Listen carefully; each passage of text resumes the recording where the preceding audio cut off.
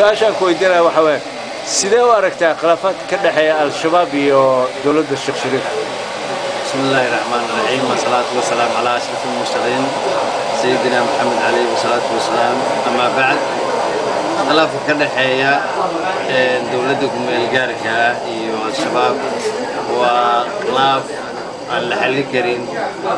وأباهن إن حول لكم قولي وقوليها شيئا الشباب ماني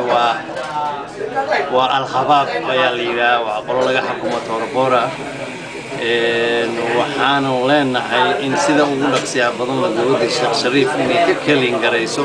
ummadda Soomaaliyeed waa dad aan lahayn qadiyad wadaninimo waa dad ugu talagalay wadanka in qof walba oo muslim uu yimaado oo no man islaan ah naga waxa soo ka soo horjeednaa mar haddaan nahay Canadian community waxaan leenahay dawladdu inay si laba laabto waxaan rajaynaynaa next 2-3 weeks inay ka sifayso qolyahaas dhiiga faraha kula jira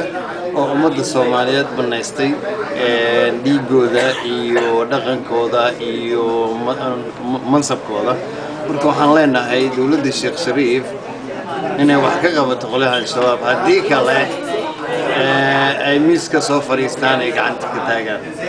Assalaamu calaykum.